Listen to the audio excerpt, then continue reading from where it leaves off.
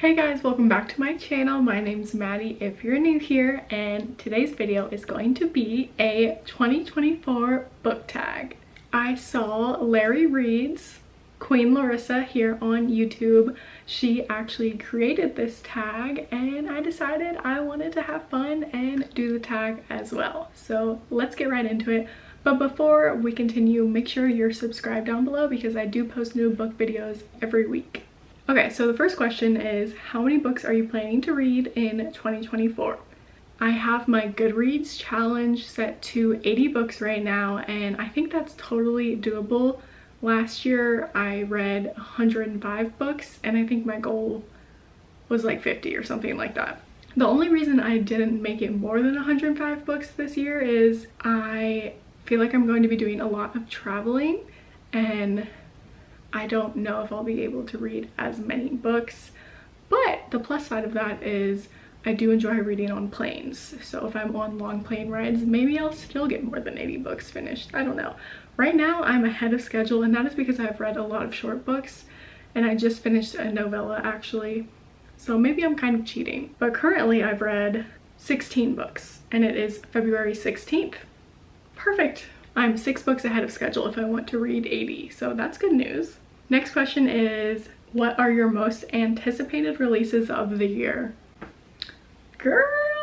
Bride by Ellie Hazelwood. It came out last week and I did not let myself buy it because I have bought a lot of books recently and we're also moving, and so I'm trying to hold off on buying that book until we are settled in at our new place, and I'll buy it then.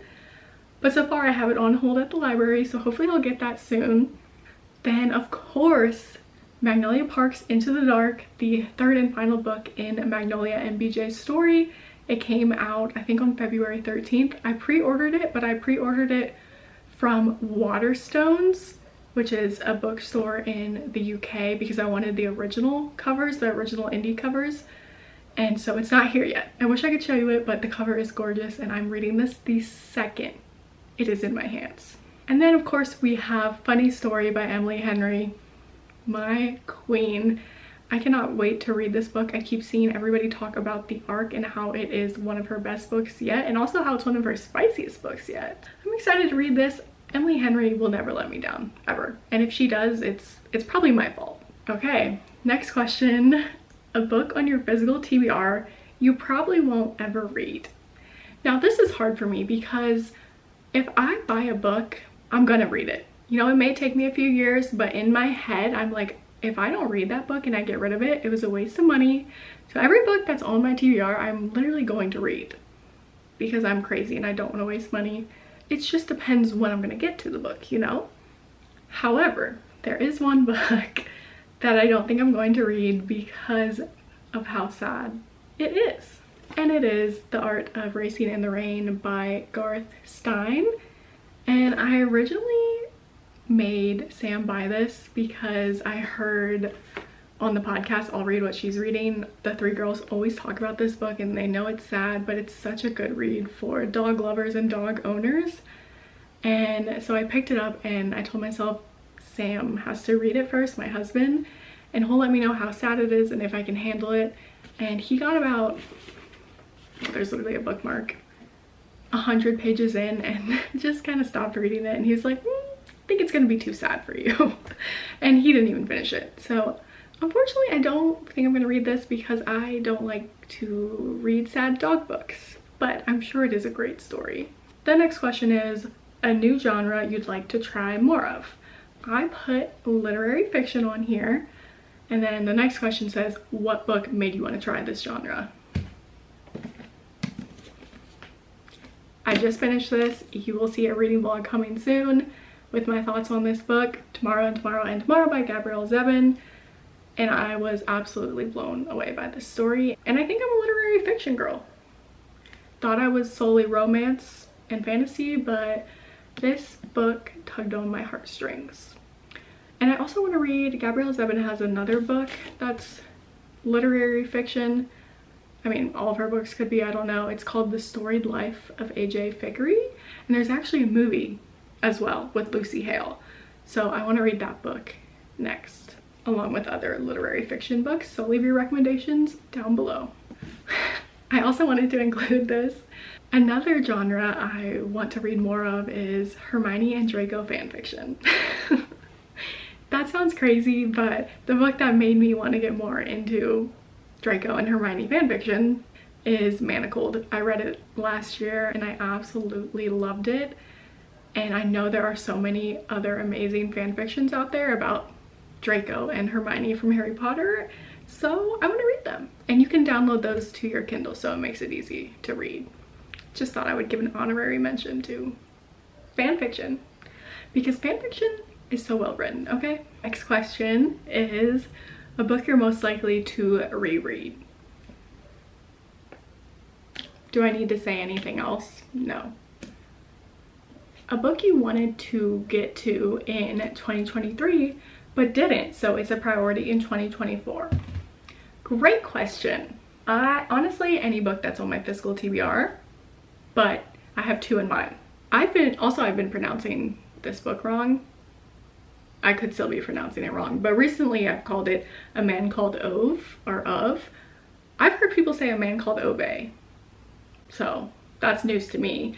But this wonderful book by Fred McBachman, I've heard so many great things about it and I want to read it before I watch the Netflix movie. So I absolutely have to get to this one. And then another book that I did not get to this year, well actually I have to, but that's kind of ambitious. First, The Nightingale by Kristen Hanna. I don't know what I'm waiting for. I think I'm going to love this book. It's historical fiction, so it's not something I typically reach for, but I just know I'm gonna love it and probably cry. And an honorable mention, which, how about this? How about a book you didn't get to in 2023, a book you don't think you're going to get to in 2024, but 2025 will be the year for this book. That's the next category that I just made up. Redeeming Love by Francine Rivers. I also want to read this before I watch the movie. And I've heard amazing things about this. You guys know this book, you guys know this author. I just haven't read anything by her yet, and I especially want to read this one. A series you want to read this year. So many. I have so many books and not enough time. First thing that comes to mind, The Boys of Tommen series. In fact, I'm reading Binding 13 this month. I have to. Okay? But yeah, The Boys of Tommen series, Binding 13, Keeping 13, Saving 6, Redeeming 6, and I think Taming 7 comes out this year. So I'm excited to read this series by Chloe Walsh. I also put on my list, which I don't own these books, Crescent City by Sarah J. Maas. I haven't read any of those books. And then I also have on here the Addicted series by Krista and Becca Ritchie, another series that I haven't picked up, but I think I'm going to love. An author you've never read before but want to try this year. This answer goes to Stephanie Garber. I haven't read any of her books. I know there's like the Caraval trilogy, and then her most recent series, Once Upon a Broken Heart, has 3 books as well, and I want to read them. It's all fantasy, there's romance involved, and I think I'm going to eat them up. So Stephanie Garber, I'm coming for you in your books this year. Next question is an author you're probably not going to read more of this year. Okay, so I didn't want to be mean in this question, so I have like a nice answer and then a mean answer, because I decided, why the hell not? The first author I thought of was Taylor Jenkins Reid. This is my nice answer, so don't come for me yet. I say that because I don't think Taylor Jenkins Reid has any more books coming out this year, and I probably am not going to get to Carrie Soto Is Back. That's like the only book in that world that I haven't read yet, so I don't think I'm gonna read any TJR this year, but I will read her in the future because I loved Malibu Rising, I loved One True Loves, and a few other of her books. Just not Daisy Jones and the Six. Did not like that book. Don't come for me. So that's my nice answer. I hope she's coming out with a book this year, but I just haven't heard of anything. Now my mean answer is Riley Sager. And this is personal. I'm just kind of kidding. And the reason I couldn't think of him at first is because I read one of his books early last year. It was called The House Across the Lake. Actually, I didn't even finish it. I got 80% and then was like, this is ridiculous. Such a cop-out. answer to the storyline. I don't even know. And ever since then, every time someone says they love a Riley Sager book, I'm like, really? Do you? I'm such a brat. I've literally have never even finished one of his books, but I just felt really strongly about that one book. And I'm starting to think I'm not crazy because I've seen a lot of people read his newest book, The Only One Left, and a lot of people I know have DNF'd it and have also been like, what is this? So I kind of feel like I'm not completely crazy, just a little bit. Next question, a popular book you want to read. Okay, I really want to read The Fake Mate by Lana Ferguson. This is her newest release, and I want to read this because I loved The Nanny by her. Such a good book. I read it at the end of last year, and honestly, I'll read anything that Lana Ferguson writes. Next question is a non-popular book you want to read. I love this. Are these non-popular? Probably not, but they're less popular. How about that? So the first thing that comes to mind is Breathless by Jennifer Niven. She is the same author of All the Bright Places. That book destroyed me.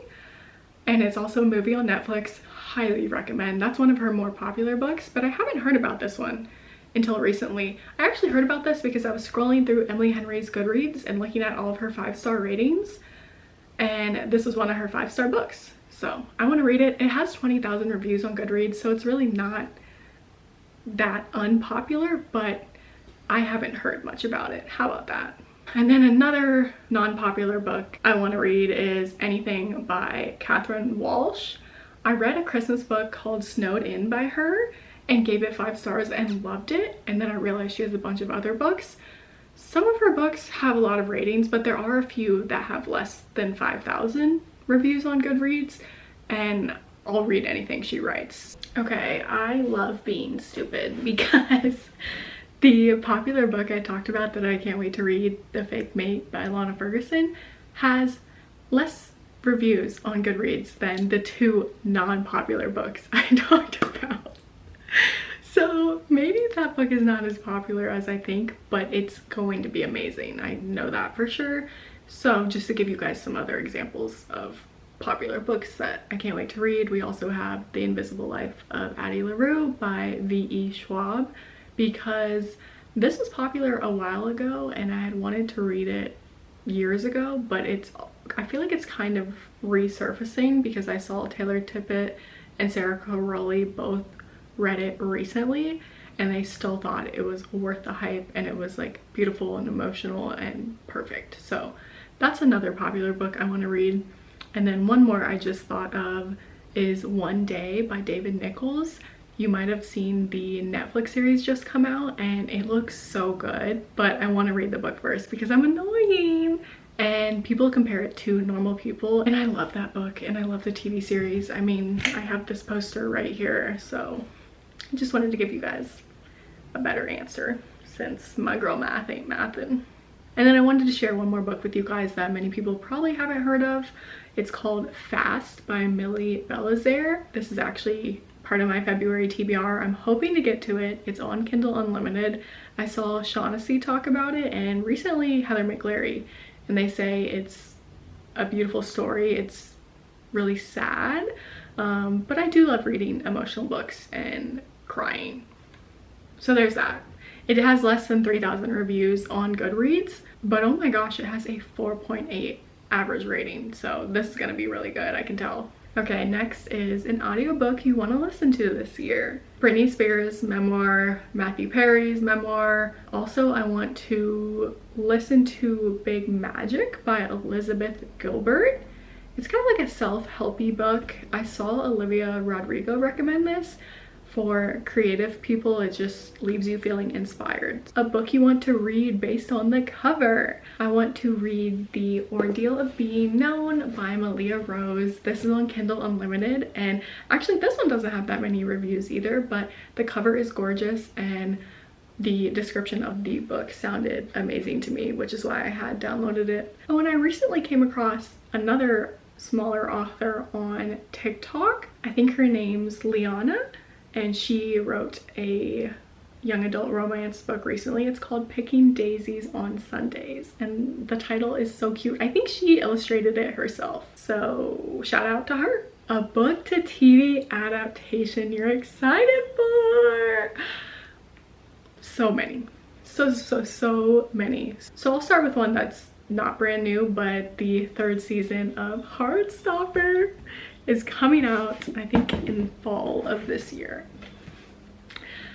I am so ready and not ready at the same time. Then, oh my gosh, A Good Girl's Guide to Murder is coming out. Actually, I don't know if it's coming out this year, but I know they filmed it last year. But I'm feeling hopeful that it will come out this year. I'm manifesting it. And y'all need to go read that series before you watch the TV show, because you're going to want to read the books. The books are amazing. Well, the 1st and 3rd book are amazing. The 2nd book, didn't really care for. The 1st book, I would still rate 4 stars. Last book in the series, I think it's As Good as Dead, 5 stars. I still think about the ending of that book from time to time, so cannot wait for that. And then my last TV adaptation that I can't wait for, and I feel like I'm the only one, so if you guys are excited for this, also comment down below.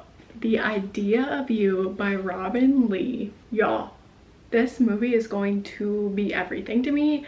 I'm going to become a fangirl again. I mean, when did I ever stop? This is a romance novel about an age gap romance, about a 40-year-old woman who takes her teenage daughter to her favorite boy band concert, and she meets, the mom meets Hayes Campbell, which is like the lead singer in the group, and they start something up. And he's only like 20 or something. I don't remember. I read this 3 years ago, but it is based on Harry Styles fan fiction, of course, or One Direction fan fiction, and the book is so good. The ending was like, but you know, not everything can end the way you want it to. And the movie comes out at the end of March on Amazon Prime, and I feel like Amazon Prime does a good job with the movies they produce. But it has Anne Hathaway in it, okay? And that Nicholas guy that everybody's obsessed with, that's in Purple Hearts and Red, White, and Royal Blue. That is a killer cast. I think it's gonna be really good, y'all, okay? So go read the book first, and then we can watch the movie together. I cannot wait. Next question is, what is something bookish you want to start doing this year? Everybody's learning how to crochet, and I think I want to learn how to do that as well. Y'all, I'm not even joking. I feel like Sarah Crowley's learning to crochet, Rachel Catherine, Greta Wilson, and Natalie on TikTok are always crocheting, and they made like little headbands that are so cute. And I would consider that a bookish activity because it's quiet, like you can listen to an audiobook while you do it. I don't know, somehow that is related to books in my mind. And it's something I think I would enjoy, and maybe I can make little bookmarks. Something bookish you want to stop doing this year: reading reviews on Goodreads before I read a certain book, or when I'm in the middle of a book I'm currently reading, because other people's opinions do tend to sway my opinion, and I don't want that to happen. Because if I love the book and then I go read a 1-star review and I see other people agree with that review, I feel like my opinion slightly changes when it shouldn't. I should stay strong with my opinions on a certain book. A 2024 bookish goal. Okay, well, I'm just thinking of this one, and I have another one written down, but I really want to get an arc from an author, or, you know, I want my channel to kind of be pushed out there, so an author reaches out to me and sends me an early copy of their book to review. I think that would be so cool. So manifesting that. And then the other thing I wrote down is maybe start writing down a few of my own ideas for a romance book, because I've said it in the past, I love writing and I want to publish a romance novel one day. You know, it doesn't have to be this year or anytime soon, but it would be fun to get some ideas down, put some words on paper, and see where things take me. Why not? A 2024 booktube goal. I want to hit 2,000 subscribers. Feel like we can do that. Subscribe down below. Oh, and also another booktube goal is I want to talk to more creators on YouTube, you know, like whether we connect on Instagram or TikTok. I just want to talk to other smaller creators, bounce ideas off each other, and make some real friendships. Then Larry wrote, what is a 2024 non-bookish goal? And said, let's manifest. I want to travel to new places in 2024. Okay, describe how you want 2024 to go in one word. I kind of came up with like a 2-word phrase here because I can, okay? And I said I want to be bold in 2024. I want to do new things. I want to do things that scare me. I want to embrace the feeling of being uncomfortable. I want to leave my house more, make new friends, just kind of crawl out of my shell, because last year I crawled into my shell. And this year I'm ready to socialize again, okay? I had my year of rest and relaxation, as you can say, and I need to be bold. I can still protect my peace and be bold, but I'm still young. It's time to act like it and do this next year big and go crazy, because why not? Oh, and along with that, in being bold, I want to promote my YouTube channel more, because I still am too scared to like post on my Instagram and be like, hey y'all, follow me on YouTube. Booktube creators who inspire you. I'm obsessed with any Booktube creator. I will watch any book video. I like a lot of the popular creators for good reason, because they're entertaining, relatable, and they give me good book recommendations. But I did want to also mention a few that I think deserve more subscribers, so definitely go check out their channels. Angelisa Reads on YouTube. I recently found Emmy, and I am obsessed with her videos. Her content is such high quality and she's hilarious. And then also Mix Library. I think her name is Michaela. But all these creators are awesome and they deserve more subscribers, so I'll link those 3 down below. Last prompt is something you want to say to anyone that is wanting to start a book account. Just do it. You know, everybody's got something to say. Everybody's gonna judge you until you actually make it big. And then they ain't gonna have nothing to say. They're gonna want to be your friend and they're gonna be jealous. Personally, I haven't experienced that because this channel is still in the process of growing, and there's nothing wrong with that, but I say just go for it. I wish I would have done this sooner, honestly. And I heard this quote a while ago. It's actually from Taylor King, who's a vlogger here on YouTube. She's pretty popular for working with Alicia Marie. She always says in her podcasts and in her videos, launch and adjust later, which I think is so beautiful, and I always say it to people. It basically just means start now, start where you are. You know, if you want to become a YouTuber, start filming on your iPhone, and eventually when you save up money to buy a nicer camera, that's fine, do it then. If you want to just edit on iMovie right now, which is what I'm currently doing, that's great. But eventually if you want to invest in like more complex software to upgrade your videos, perfect. Just start now. You can always change your plans later. Just wherever you are, do something that's gonna get you closer to your goal. Just start now. You can figure everything else out along the way, which is currently what I'm trying to do. Okay, y'all, that's it for this video. Sorry I talked so damn much, but if you enjoyed this video, don't forget to give it a big thumbs up and subscribe down below. Help me get to my 2024 goal of 2,000 subscribers here on YouTube. I'll link my Goodreads, my Bookstagram, my TikTok down below. And I hope you guys will stick around for another video of mine. See ya!